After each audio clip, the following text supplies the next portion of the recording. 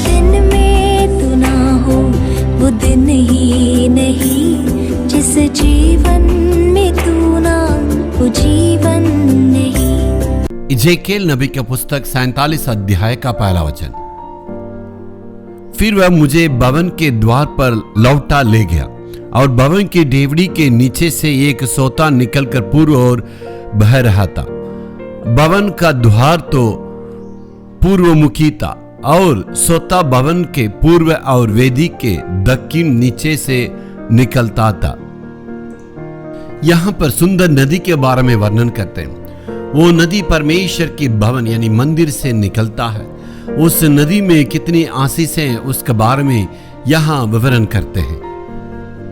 इस नदी का मतलब परमेश्वर की वेदी से या परमेश्वर के मंदिर से निकलने के चलते उस नदी में शांति है, उस नदी में अद्भुत काम है, उस नदी में परमेश्वर की आशीष है, उस नदी में आपका जीवन में जो कुछ दरकार है वो सारी बातें परमेश्वर देता।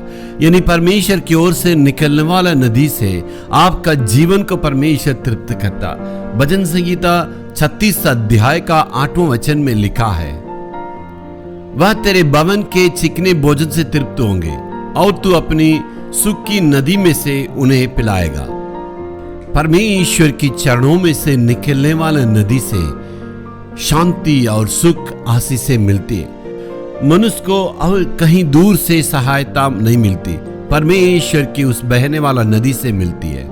परमेश्वर ही मनुष्य के जीवन में भरपूर और बहुतायत का आशीष का जीवन देते हैं। इसलिए आज हमें अपने आप को परख कर जांचना है, हमारे जीवन में इतना कमियां क्यों है, हमारा जीवन में सफलता क्यों नहीं है, हमारा जीवन में आगे बढ़ नहीं पा रहे।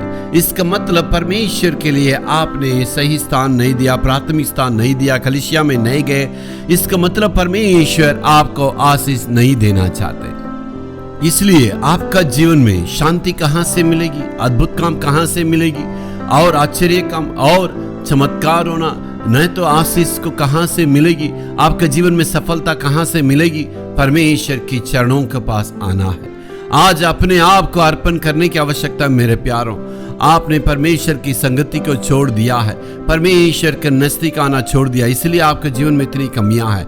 आज अपनी गलती को एहसास करके प्रभु के चरणों के पास आएंगे, आशीष को पाएंगे। Hallelujah, hallelujah, hallelujah.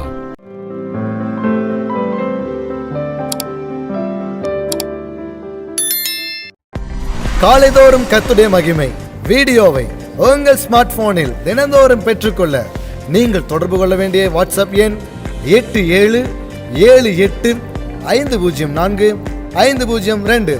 கர்த்தர் தாமே உங்களை ஆசீர்வதிப்பாராக.